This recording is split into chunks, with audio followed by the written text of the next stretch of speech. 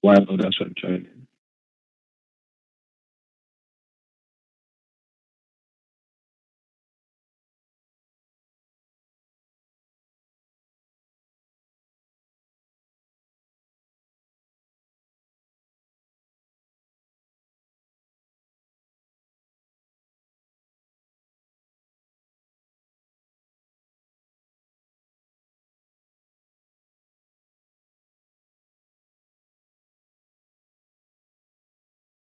If you can hear me, let me know in the chat.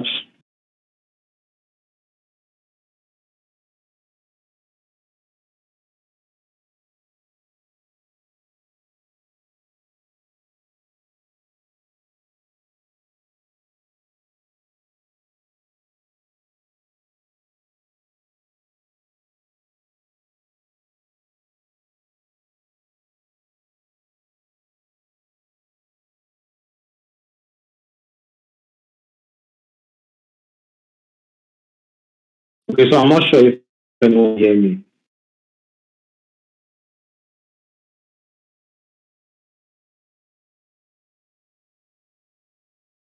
Can anyone hear me?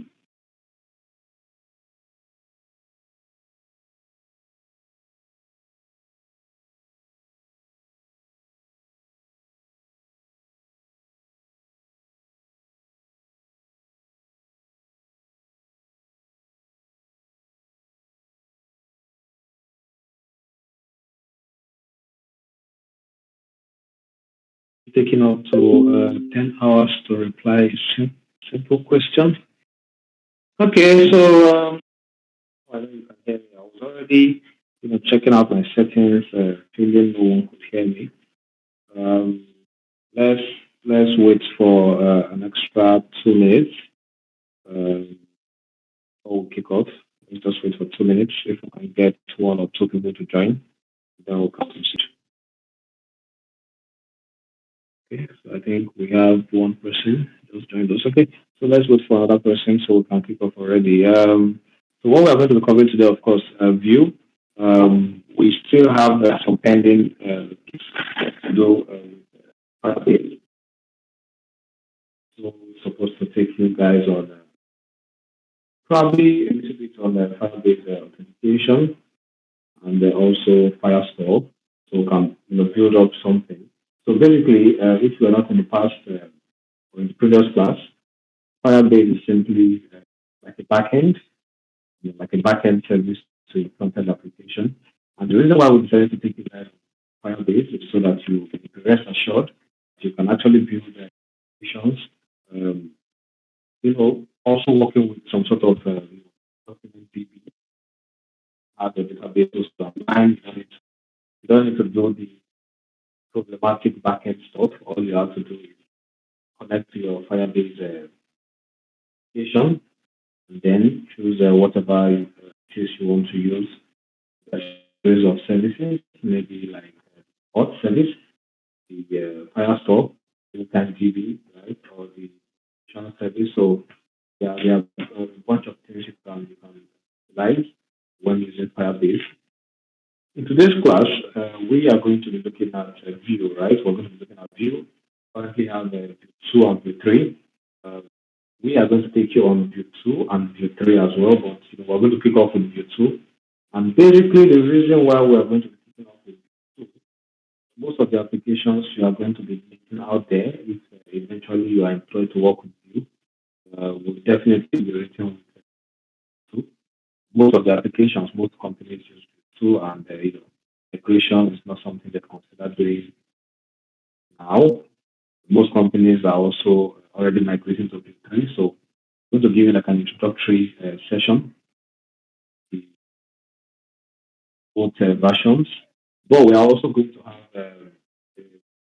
have like a workshop session Saturday and Sunday to cover other things, including the Firebase as well. So just try to make sure you are in that session. The session is going to last for at least 2 hours, a minimum of 2 hours. It's going to be on Saturday, Sunday by 5 p.m. So try your best to make sure you join that session.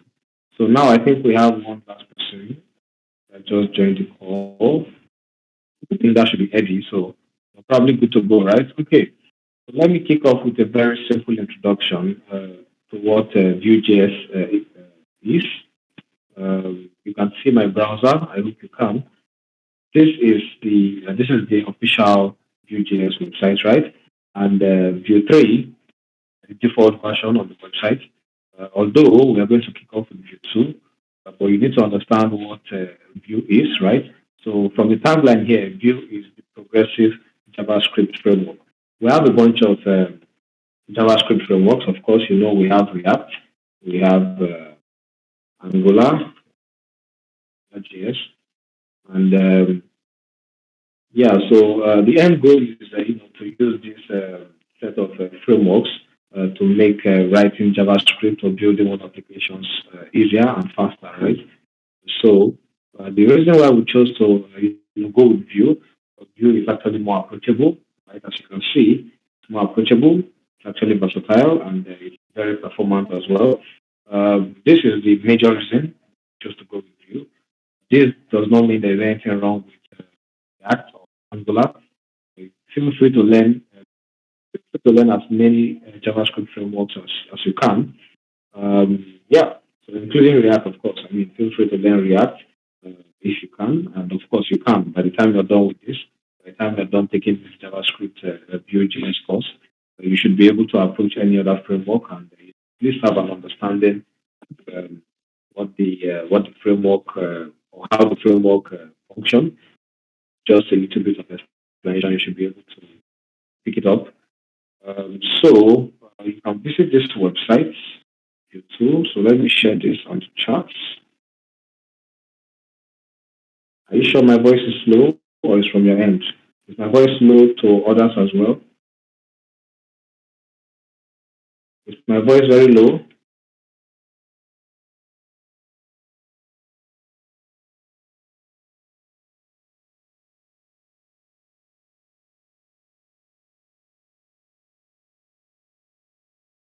Okay, so let me see what the cost would be.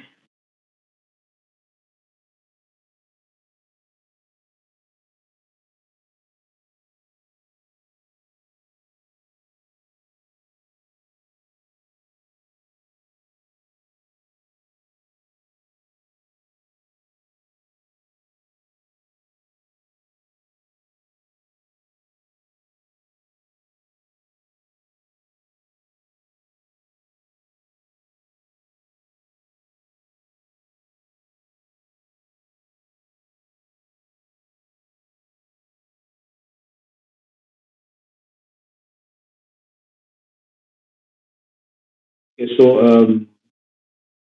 how about now? Yeah, let me know in the chat if it's better. I want to know. I want to be very sure if it's better now.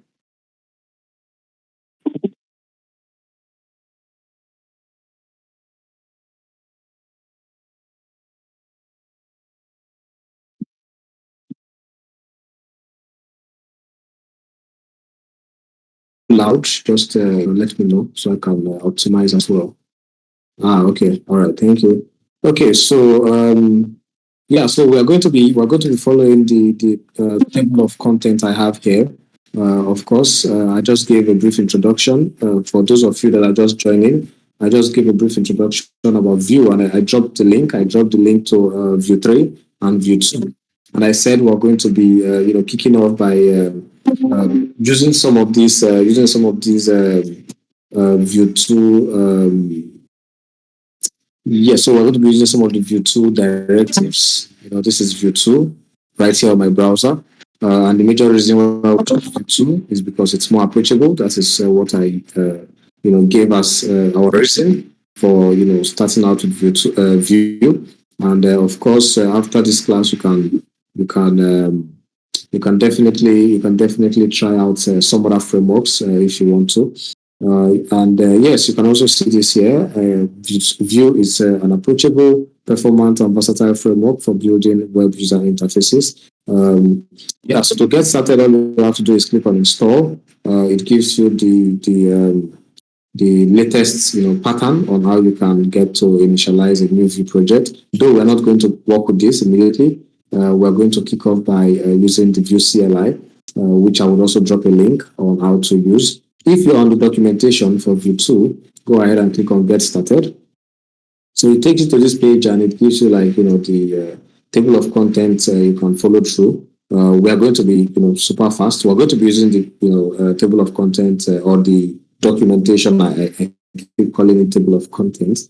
But we're going to be using the curriculum, this curriculum or this documentation. So just make sure you're on this page. Of course, you can switch the versions, right? You can switch these versions from here. Let's get started with working with the CDN, and I will explain what the CDN is and how it's expected to function.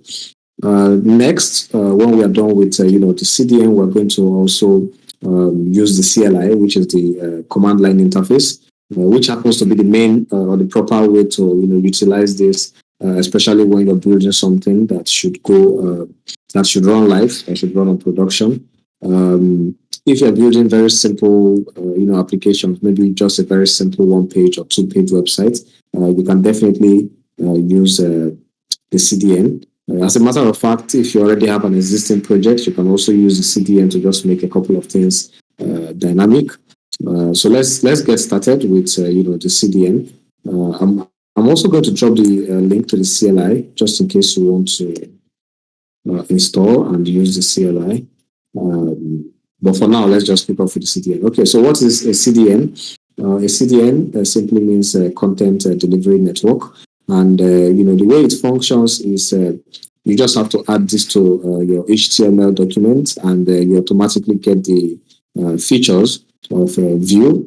So you can easily, link up data. You can easily make items reactive.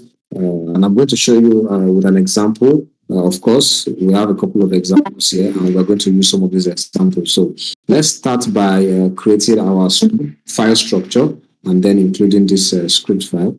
You see, we have two files. We have the one you can use for development, and we have the one you can use for production. So of course, we're going to kick off with this one, which is the development version. Let's start by keeping this here. So I'm going to do this from the from VS Code, right? I'm going to create. Okay, yeah, I think I can just close index HTML. Applications index CSS. Okay, so Vue.js CDN example.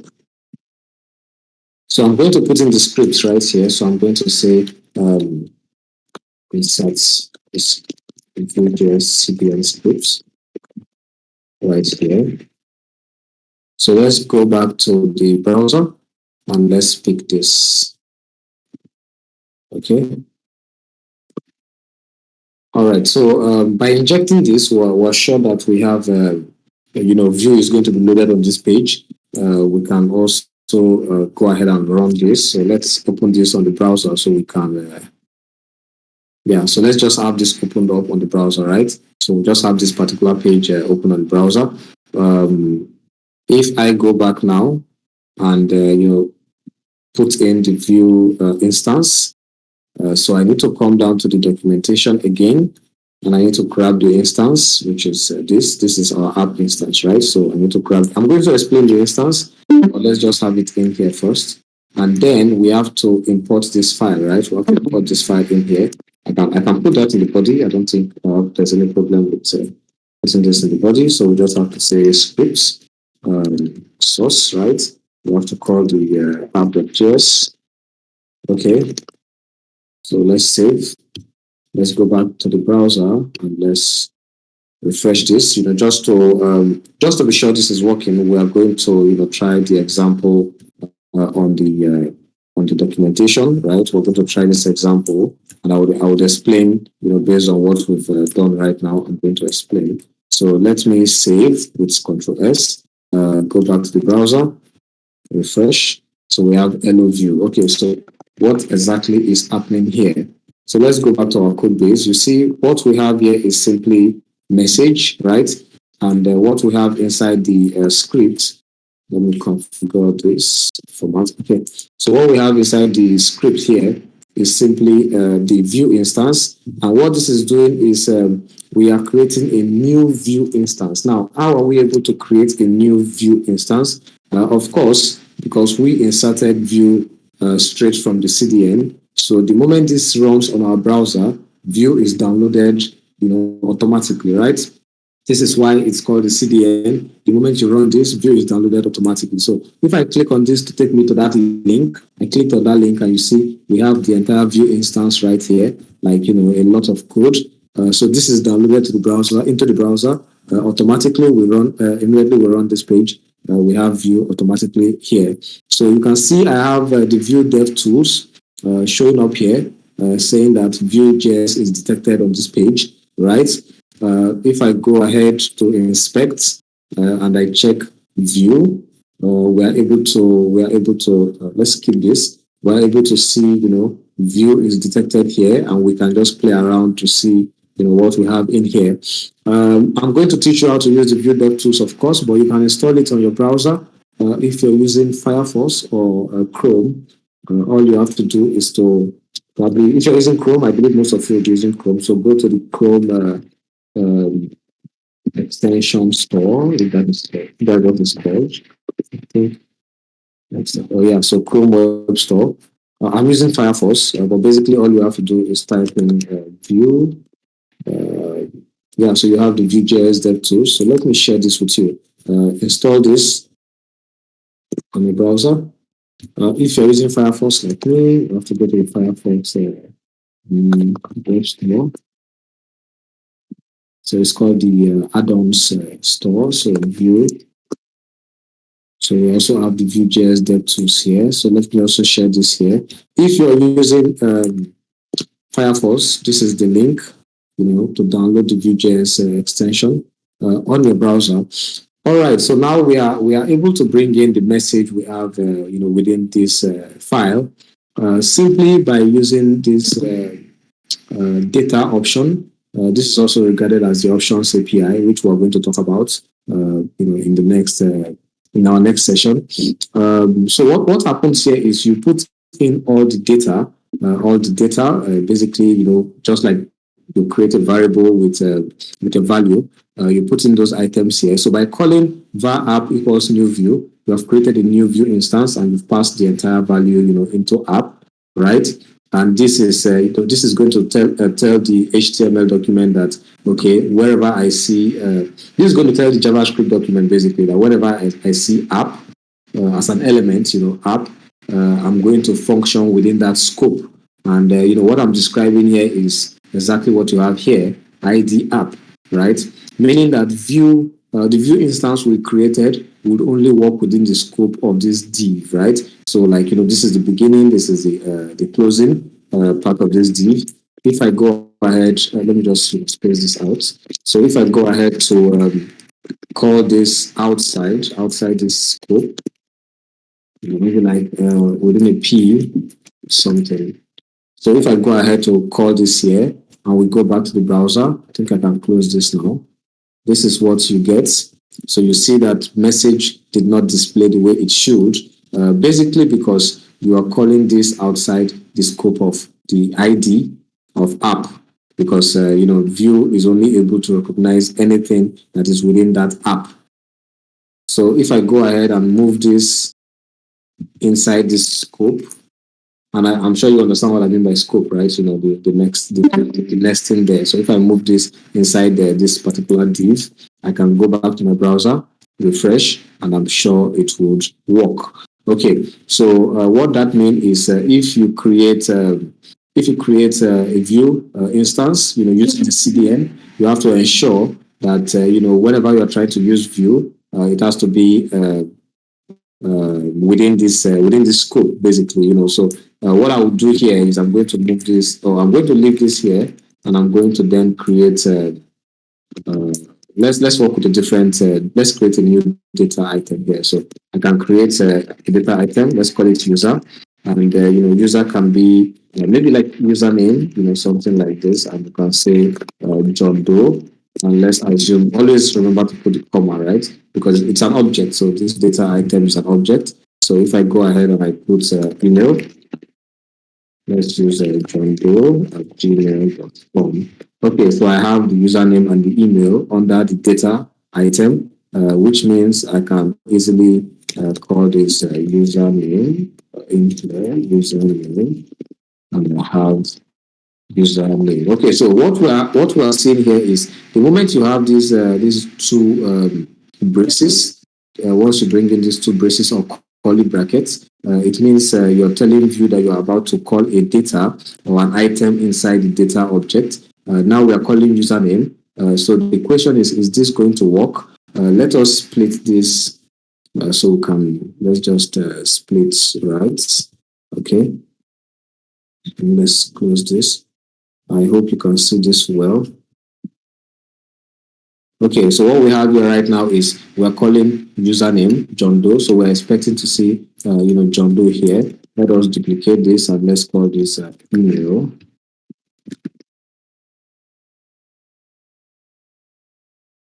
Okay, so we're expecting to see.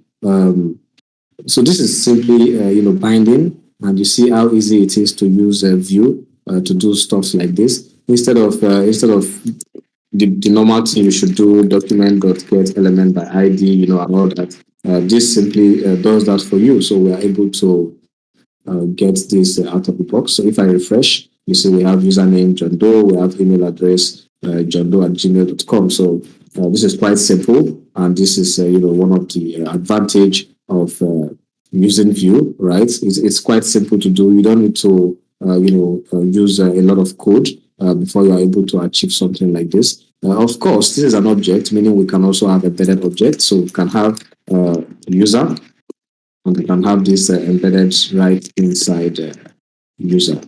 Okay, so let's format this properly. So if I go ahead to refresh, this is not going to work because of course there's an error now. It cannot find the user. It cannot.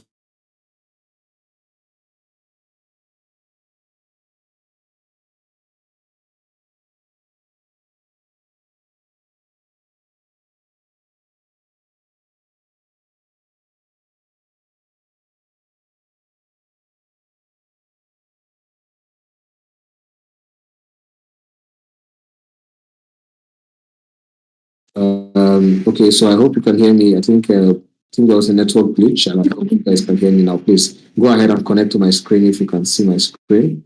Um, Let me know in the chat if you can still see my screen, please.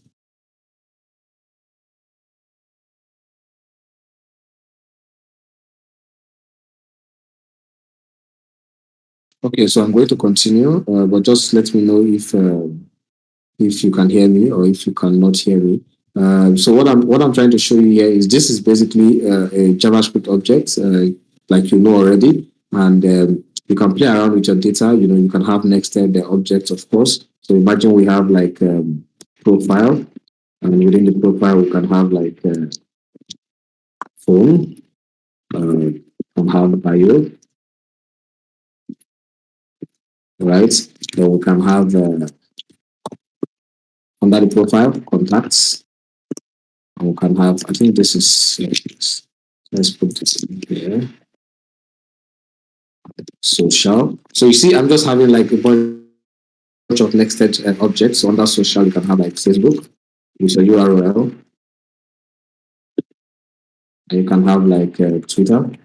So let's stop here. But I'm sure you get the point here, right? You get what I'm trying to explain here. So you can have I am a software engineer. We're going to present these items in here.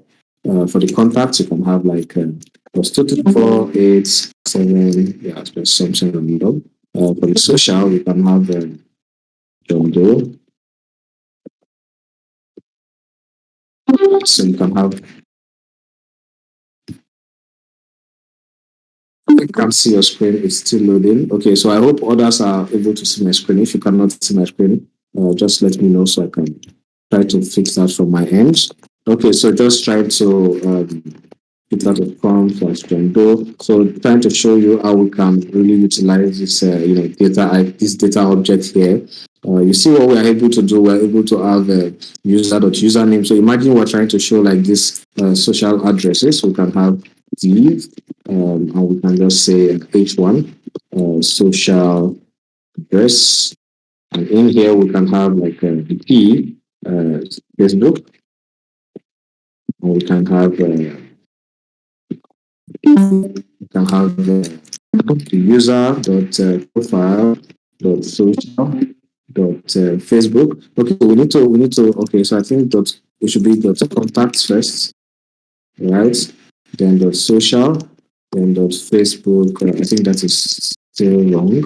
So let's see. User dot profile dot contacts dot what else?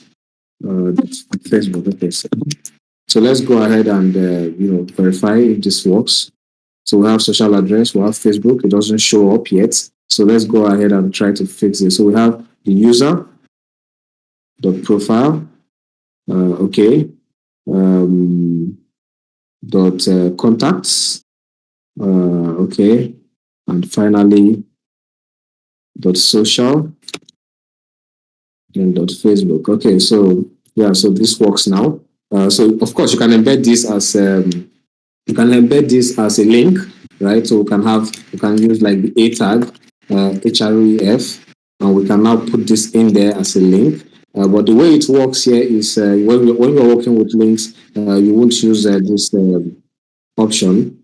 Rather, you would probably use something like this, which of course I'm going to explain. Let's not go deep into that for now, but I'm going to explain that, and just I don't want you to be confused at this stage. Is someone trying to ask a question or something? Can you hear me?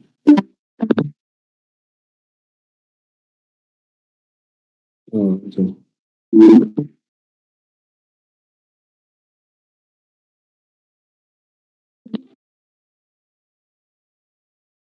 Yeah. So how about now? Can you see my screen?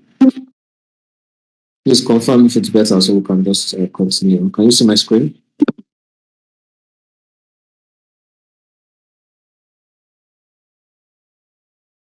Is this better? Can you see my screen? Oh, okay. Sorry about that. I think the network actually there was a problem with my network, and this happened. So sorry. Okay.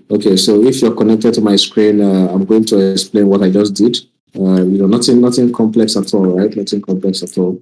I'm just going to explain this, and I'll try to show I'll try to break it down so that everyone would understand. Yeah. So let me move this in here. So everyone should connect to my screen, and let me Facebook refresh. Okay, so let's go back. Okay, all right. So I'm going to explain what I did here. If you are connected to my screen, basically, I was trying to show you the fact that you can have a bunch of data inside your data object. You can have a bunch of nested data. So you see, we have user, we have. So this is what your data looks like most times when it's coming from the backend, right? Most times you're going to be connecting to APIs and working with data you get from the backend. Yeah, you're going to be working with APIs and playing around with data you get from the backend.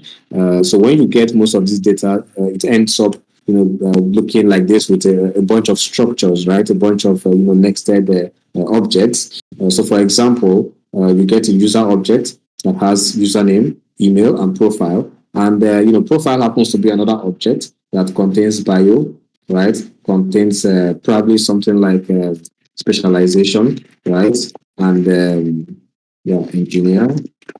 So and within then it also has the contacts under the profile, and then the profile itself is another object that has a phone number. It has social networks, right? And under social happens to be another object with Facebook, Twitter, and any other social platform. So you see that you can actually continue to have even more nested items, and the idea is you can play around with this data. You can, access these items just the way you access any JavaScript object within the pair of braces, which is going to tell the document, and also going to tell it's going to tell your HTML document that you're trying to access this particular item in here with the help of Vue, right? So if you don't have Vue installed, in form of this CDN, this is not going to work, and that is just what I want you to understand from what we've done here. From what we've done here. Okay, so I think something went wrong here. Let's try to locate and fix this. Let's see. Oh, okay. All right. So you see that we are also able to, add this item as a link simply by adding this column here, which basically is a directive. It's just a shortcut, and I'm going to show you, the main directive you can use. But this is a shortcut to do that. So I'm able to add the profile. In other words, this is what we have on our browser. So you can click on this, and you see the link. You see the link appear down there, twitter.com/John Doe, right?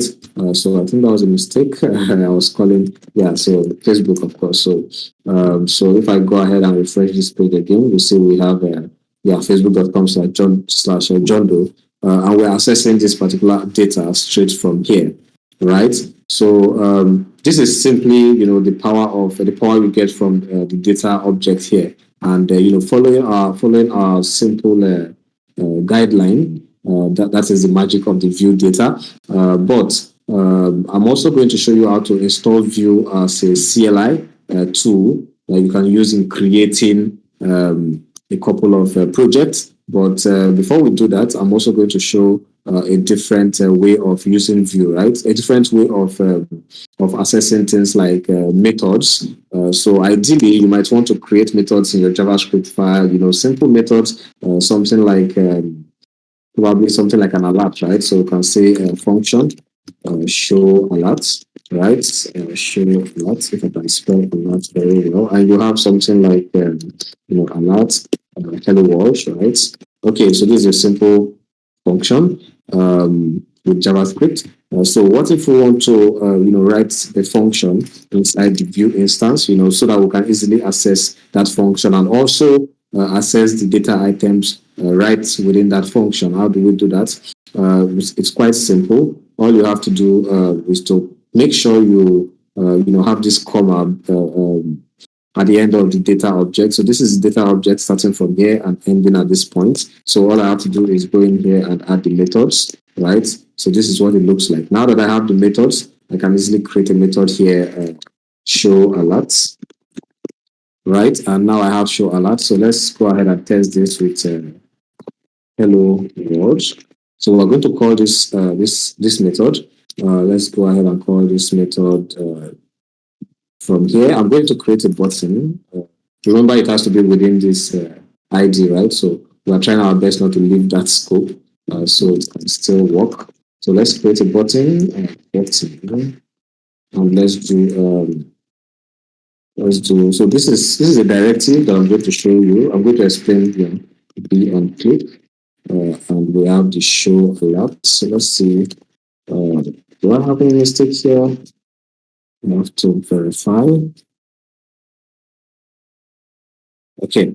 All right. So there was no mistake. So basically, what v on is doing here is, it say this is a view directive. So on click, but with the v, it tells the document that we have to check, within the view instance, which is the view instance, and this is the method we created right within that view instance. So what does this mean? This actually means that we can, decide to play around with our data here, right? So imagine we say the user has an age, for example, an age of like 25, 25 years old. So let's format this. Okay, so instead of using this show alert, we're going to change this to increase age, and we're going to just pass in like so we can actually pass in data. We can pass in the data in here, but I don't think that's necessary at this point. But I'm going to show you how to do that as well.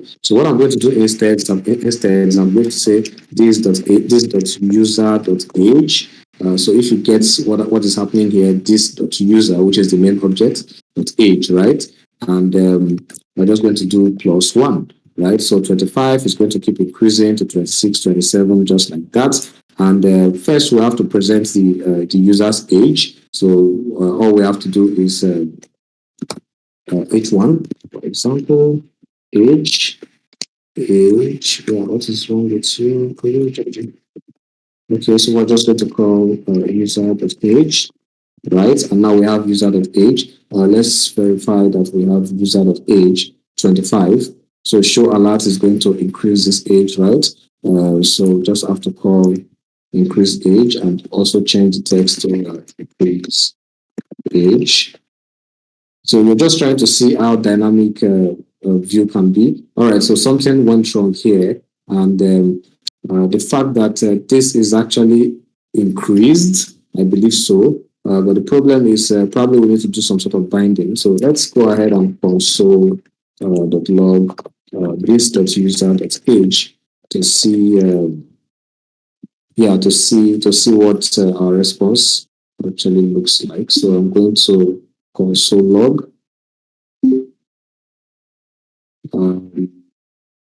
Okay, what is wrong with my browser? Sorry, but quite strange.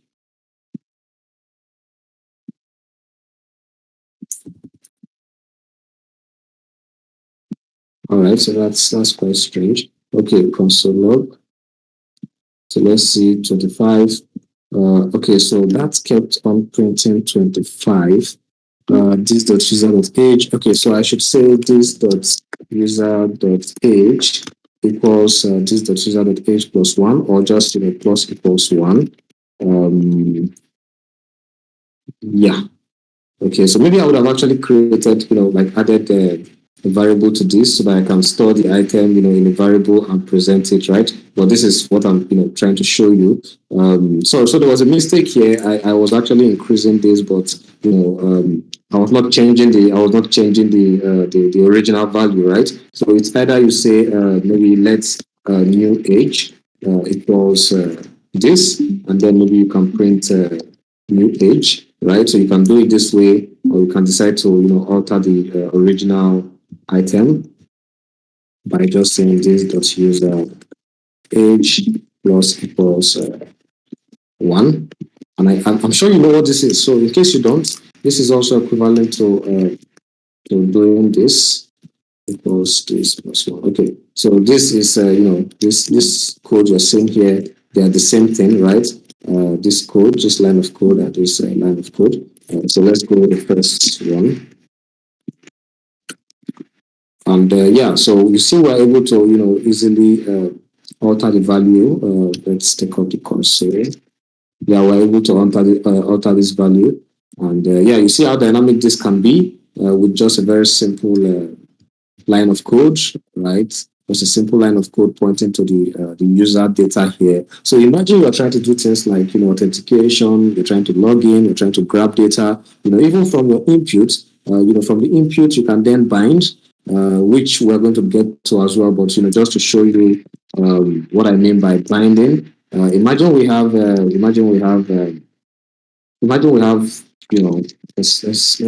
try to make it easier with a better example. So we have an input field, right? And we have we use what we call the V model. And from the V model here, we can point at user.username.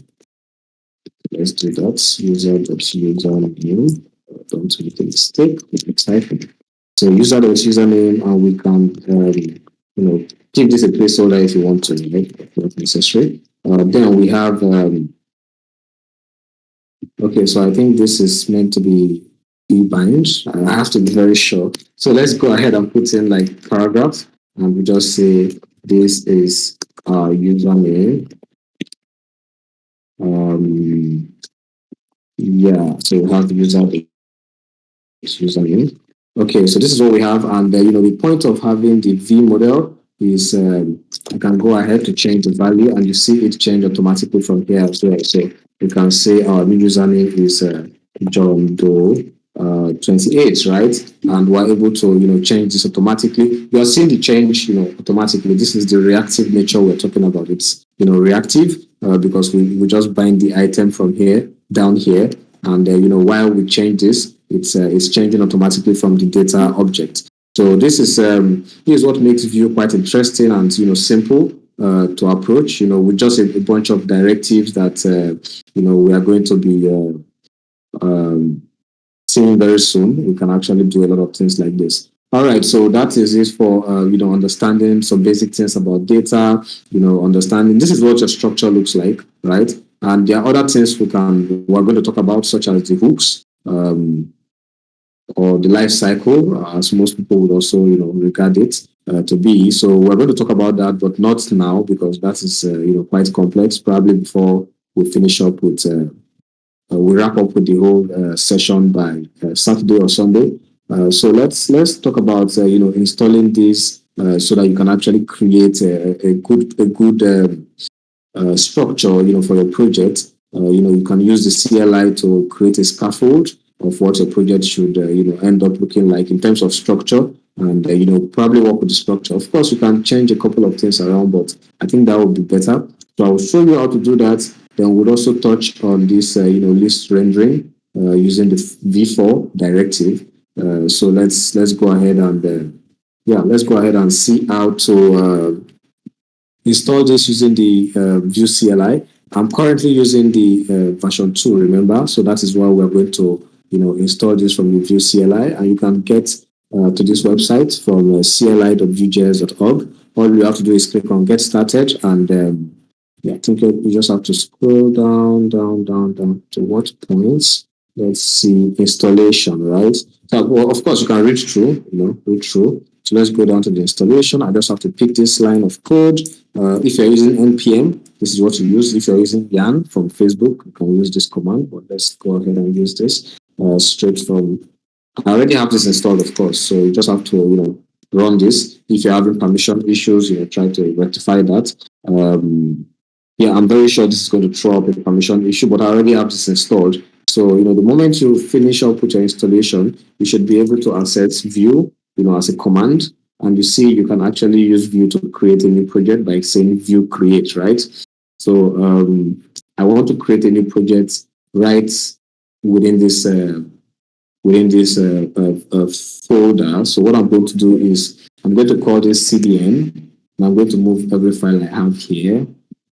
So move every file I have inside the CDN.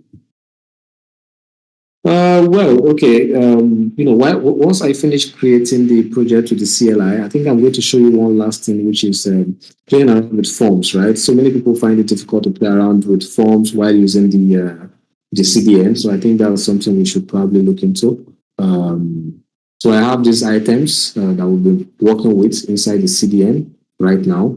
Let's go ahead and create a folder and call this, does this make sense? CLI projects. Right, so we're going to move into the CLI project, and now we're going to use the Vue create command. So if you can see what I'm typing right here on the terminal, Vue create, and we're going to create a new project. What should we call this project? Okay, so what I'm going to do is let me go back one step. I'm going to remove the folder, the CLI project folder, because when I run the Vue create folder, it's going to create a project folder for us, right? So let's say Vue create CLI project, right? And it's going to give you a couple of prompts, I believe, but you just have to give it a while. So this is the prompt we get from here. So it's asking us what version of Vue do we want to work with. So you can go by selecting a couple of defaults. If it's the Vue 3 plus Babel and ESLint. So Babel is actually a transpiler. Am I correct on that? Transpiler or compiler? Okay, so the compiler for the next generation JavaScript, which I believe is also regarded as a transpiler. Okay, so that was, okay, so it's also regarded as a transpiler. Okay, so Babel is a tool used in compiling, JavaScript. So most of these frameworks we use, use Babel under the hood, or some also use Webpack for a bunch of things under the hood. You don't need to stress yourself about this for now, but you just have to know what it is. So let's go back to the yeah. So we're not going to use the default. I don't want us to include most of these things like the ES links. Let's go the manual option. So we can leave this progressive web app. We're going to talk about this very soon, router and all that. So the view router is what basically gives you the ability to move from one page to another. So we can just keep that. But you can also install it, after generating your project. I don't need a linter. I don't need unit testing or end-to-end testing. I don't need a CSS preprocessor. So this would, when you have a preprocessor, you can actually work with things like SCSS or SAS, right? We're not working with those stuffs now. Vuex is basically for state management. We do not need any form of state management at the moment. And yeah, so TypeScript is if you want to improve TypeScript support. So let's just go ahead and work with the router, Babel, and I think that should be fine. So we want to use the version 2, right? So we have to click the version 2. You want to use history mode or hash mode.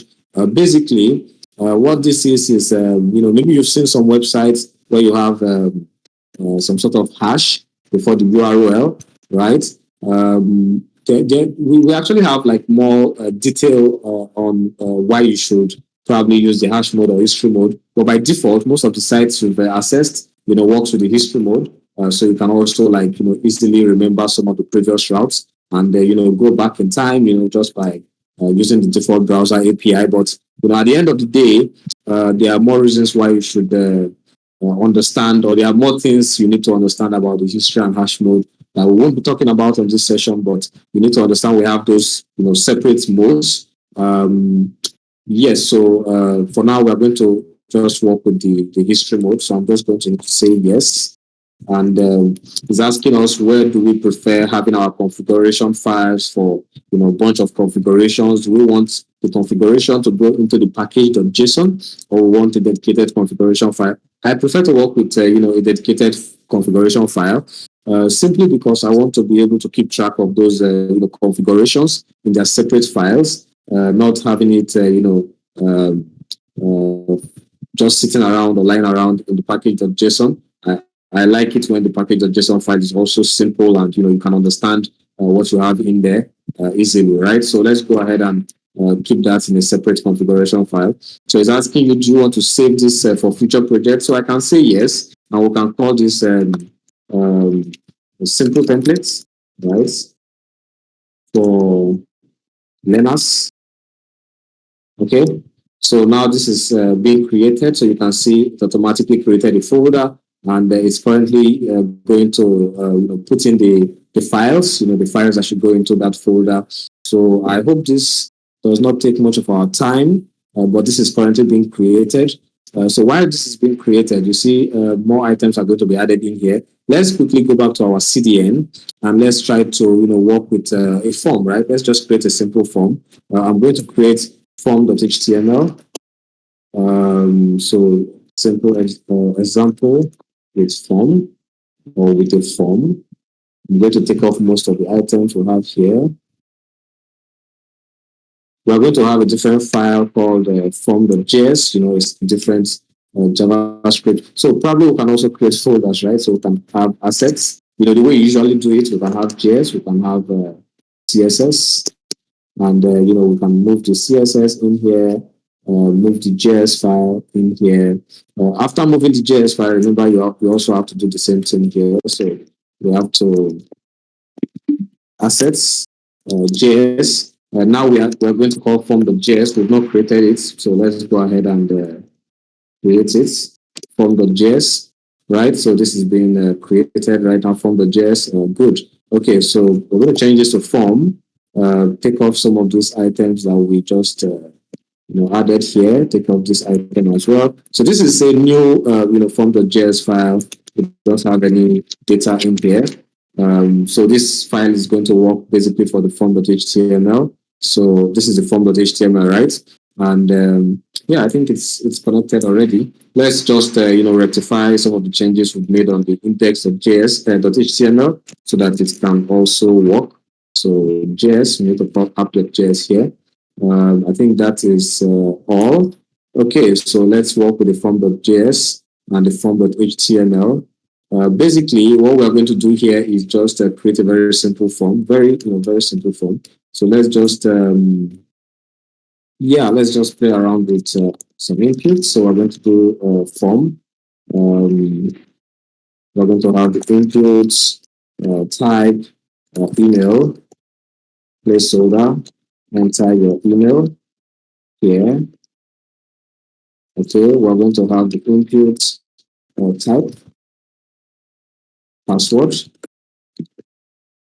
Of course, you don't need the placeholder. Oh, yeah, we can put a placeholder. Enter your password here. Okay, and finally, input type submits value. Uh, okay, login. Let's go ahead and yeah. So, am I making a mistake somewhere? Let's verify. You see, this was completely created, and you see it created a bunch of items. So we're going to go through these items before the end of this session. Let's just go back to the browser. We need to move down to CDN because remember we created a folder called CDN, and this is form.html. So this is what we have there. This is what we just came up with. Something quite simple. I would love to have this on 3 different lines. So let me come down to form. Let's go down to the CSS, and we're just going to call form display grid. I believe this should work if we just link href rel style sheets. This is quite confusing at times. I don't always remember the syntax. So this should be assets CSS form.css. Okay, so I need to verify if this works. Okay, so this works, but of course it's even looking really bad, right? So quite simple. All we have to do is just add, can add a margin bottom, or I can just use a gap, 10px. So just have this space, and then we can have a width of maybe like 500px and margin 0 or 2 if we want to do this, so that yeah, so we have something quite simple, something really simple like this.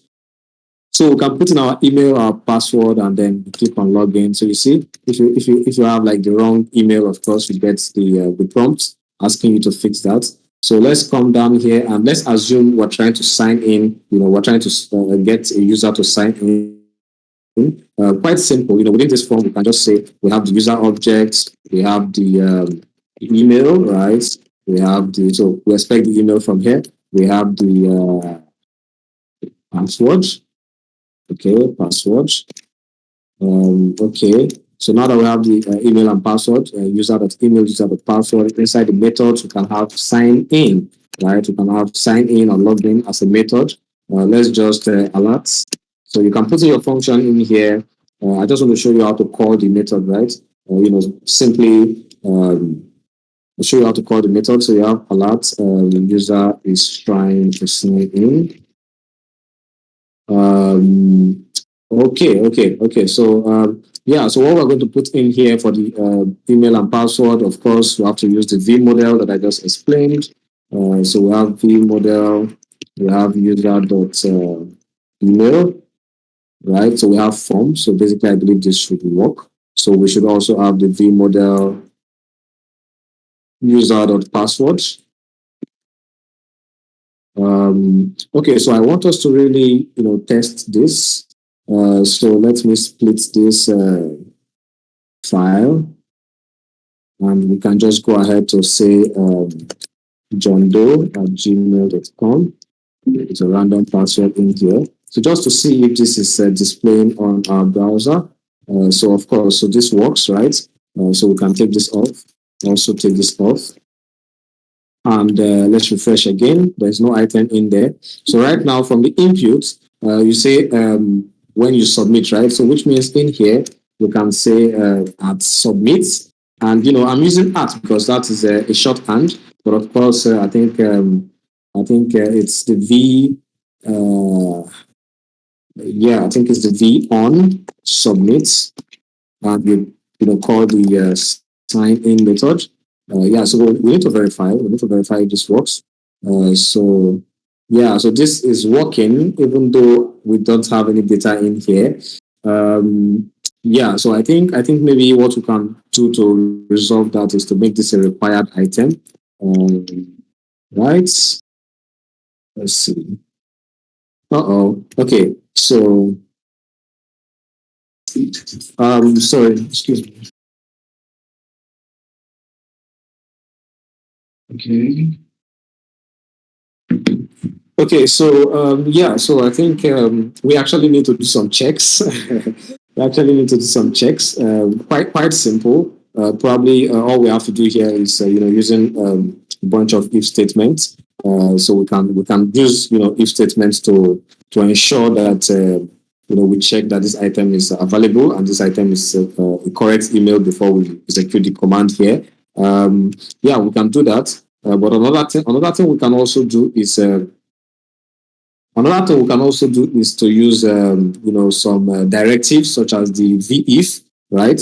So we can use the VIF directive to ensure that this was properly entered before probably showing the login button, right? So we can just say we can use the VIF here to check if an item is properly entered. But I don't know if that's something we would want to do. So let's assume we have a div, around this guy, and then I just formatted this now, so that's why we just saw the whole thing auto arrange itself. So I can say v if. So you can have a simple condition here. So you can say v if email or user dot email. Basically, what we're going to see here, you know, so what you're going to see is by default, you don't see that item until you have data inside this text field, right? This email field. So if you don't have anything in there, you don't see the login button, right? Until you have an item come in here. So you see, and this is what makes it really reactive, right? The password will not do any binding there. So of course, we're just working with the email, but you can also do I believe you can do the or user dot password. Let's see. Not so if I have an item. Okay, so I think that should be. I need to verify if this actually works with. Oh yeah, I did not refresh. Okay, so let's see if this would work if I have this item or this item. Okay, yeah, so that works. What if you do the and? It means I have to refresh again. So I need to have both item, right? Just having one item will not make it work, but both items. So yeah, you can see how Vue makes it easy for us to play around with some of these things. Also, when you are trying to perform things like loops, right? So imagine we're trying to perform a loop. I would perform that loop in here, but we're going to do that in another session as well. So imagine we have a bunch of data right here. We have a bunch of data, maybe like a JSON object. So let's say on splash images. Um, I'm sure you know on Splash. I'm sure you guys know on Splash. So we're going to have like images that contain that has a combination of like an ID and the image, right? So we have an ID like one, and we have the maybe like the URL or something. Then we have one URL here. So I'm going to assume we have this is like an array of yes, okay. So this is like an array of Unsplash images, and every image has a name, so just a random name as well. Let us add our comma, right? Make sure we put that comma. So we have the first item, two, three, four. Okay, let's work with four items. So you have two, you have three, you have four. Let's quickly go to Unsplash and get a bunch of images on Splash. Okay, didn't spell that well, but believe Google will help us. So I'm just going to pick random images. So let's copy the image URL back to our browser, back to our code environment. We paste the first link we have here, and let's call this woman holding a tablet, a mobile device. Okay, so we have the second image. Um, so let's just pick, let's pick this. So copy image link and just call this people walking. And, third image, copy image URL, drop it in here. Let's call this stats coins. Yeah, so let's work with these three images, right? Let's work with these three images. So these are, like multiple items, and we want to do a quick loop. We don't need to, go the regular vanilla JavaScript pattern where you have to, like get elements, create the element within JavaScript, and then, create a new base element in HTML and add the other items as, the child and all that. What you can do instead is let's just create a div. We're doing this above the form here, and let's just put a simple h1 and say images, or maybe looking through the array.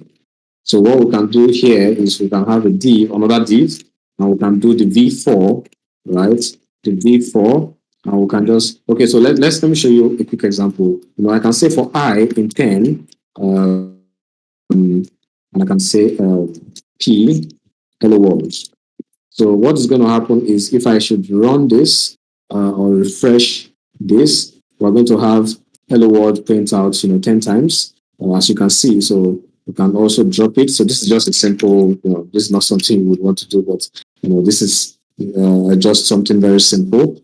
So let's go ahead and look from this, set of items, right? So we can say we're changing these items, and this is the Unsplash images. And we say for data, maybe for data in on Splash images, it's cool to have a key. It's cool to have a key, or it's called the B bind key, right? And then you put in the data dot the ID, and the reason why I'm calling the ID because it's kind of like a unique index, right? So not compulsory. In case you don't have an ID, you can just use some sort of random or randomly generated index. So you will definitely figure out a way to have a key, but it's important. It's not so important to put it there. It's just a good standard to have it there so that you can easily work with indexing when you are trying to delete items and all that.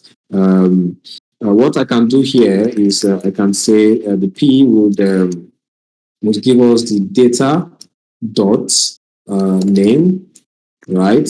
So we're going to get this data. So when you say for data in or splash images, every single item here is referred to as data at this point. Any name we give to this, we can call it items. Automatically, every single item there is referred to as items, right? So if I come back to my browser and I refresh, you see we have the name. We only presented the names, right? So you see you have the items with the names. What if we want to also show the image? Then we can have the img src, but because we're pulling it from from the data object, we have to use the column, right? And then we can now say items dot images, right? I think it's dot url, but you have to try to work on the size, else you will not enjoy what you would get. So let's just work with 100 px. I don't know if you can use px inside the height, but I believe this should work. So let's go ahead and just refresh. Let's see what we get. So you see we have the images, just showed up in here. So basically this is how you look, right? So you can use your CSS, make this look beautiful, do a bunch of amazing things. This is, the CDN. This is our CDN. We still, achieve this nice implementation fast using the CDN. These are some basic things you might want to do as a developer. There are more advanced things you want to do, of course, but this is just like the base. And if you have any question, I'm looking at the chat. I can't see your screen. I think this should be the last complaint, right? I believe everyone here can see my screen. So this is basically what you can do with Vue. Let's CDN actually. So let's close this and let's go back to the CLI. So I'm not going to use the CLI on this call. We have our workshop session. Make sure you are there. Make sure you invite others that are unable to join this session. This is a very important thing or course. So make sure you invite them. So this is the CLI, and basically what we have from here is we are going to actually use the package file because this is working with Node, right? So you can serve this project, you can build this project. This is the package.json, which is more like the file that controls, the project. You have the package lock.json, which actually controls the version, the installation versions, and history and all that. But you can always delete this. Once you delete this and you run npm install, this comes back, right? Also, you can delete the node modules, and by running npm install, you also have node modules. What you have inside node modules are all the packages, that makes this project work. So if you install any package like UUID, you automatically have UUID here, right here. So it's not a big deal. So when working with Firebase, we'll test out some of these things. We'll probably install some packages, play around with them, save these items to Firebase on the cloud. You don't necessarily need to create a backend. Firebase can work as a backend for you. You can perform authentication, save items to the online DB, retrieve those items, create projects, like realistic projects, just with the front end that you've learned so far. Yeah, so what you have on the public is just your HTML file, which is going to be presented to you on the browser, and the HTML file is basically going to pick up the entire app, almost similar to what we've done, right? But this time, this app is actually going to be collected from the source. So let me close this. So what you have from within the source, you have the assets where you store things like images, videos, like a lot of things you are going to use for your project, right? So this is just our image, but of course you can have a lot of image here, a lot of images here, a lot of videos, musics. If you want to have them locally, you can definitely have them here. Yeah, so for a start, you can actually put in those assets here. Long term, you will definitely want to have those assets in some other locations. Like you see, for me, when I build some projects, for companies, this is a real project. You can see that we have all their assets stored on Cloudinary. You see, we have CSS fonts, icons, images, logo, videos, and of course, they have a bunch of videos that we're using for the project. So yeah, long term, you might want to have your videos on a platform like Cloudinary or Amazon or any other platform, so that you don't have your website becoming heavy. So you don't have the source code becoming heavy. You store code and you store assets on the cloud. Then for the components, I would also explain that you see now we're having .view, right? .view. So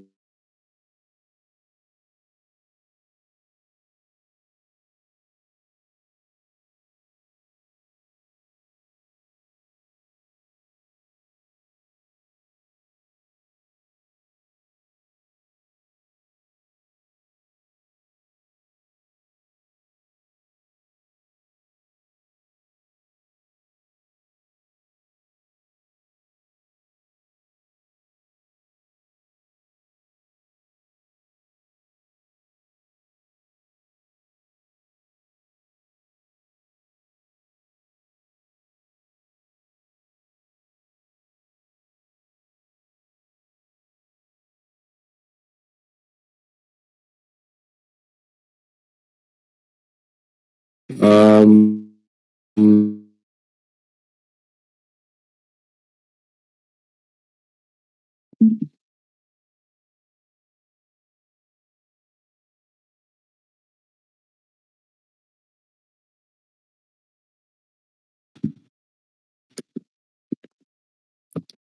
okay, so sorry, I think the I had to switch my internet again.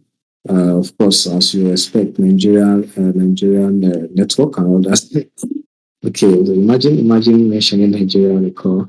Yeah, but sorry about that, and I hope you can see my screen. I hope everyone can see my screen. We're going to continue from here in our workshop.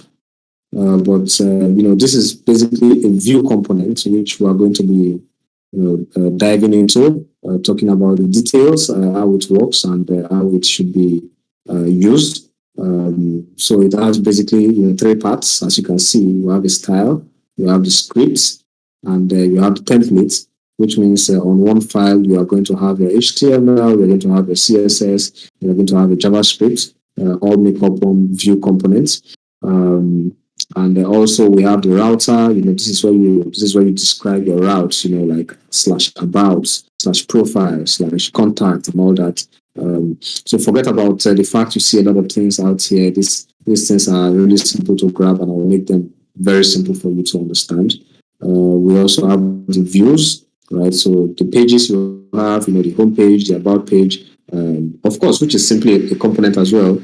It's just how you prefer to organize things. So the point of having a component at this level is we're describing simple components like a card, like a button, stuff like that. A customized button, a customized card, with some specific features that you want them to have, and putting those components together will probably give you the view or the pages. I usually rename this to pages, but calling it a view or page is fine. Then your main.js is basically what starts your app. It's more like the engine, right? It kicks off the project by importing the app, the entire content of the app, the router, mounting everything together on the app, which is the ID that we saw in here inside the HTML file. You see, so basically that's how this stuff works. Everything is combined together in here and then mounted on the HTML page. So you have the view config, you have the package.json. These are just a couple of files that were created automatically. Remember, it was asking if we want these configuration files or if we want these files inside their own dedicated files. And now we have them in their own dedicated files, the view config, the JS config, babel.config, then the git ignore. So this is automatically, the command we run here automatically initialized git as well. So you see that's why we have the git ignore in here. And this is quite interesting. We're going to bunch of comments. We're going to create different pages, show you how these pages work, how you can interact with your data, with methods, and with a bunch of other hooks. I would call them hooks, or basically. So let's see. I think they are regarded to us a few life cycle hooks. Yeah, so life cycle hooks.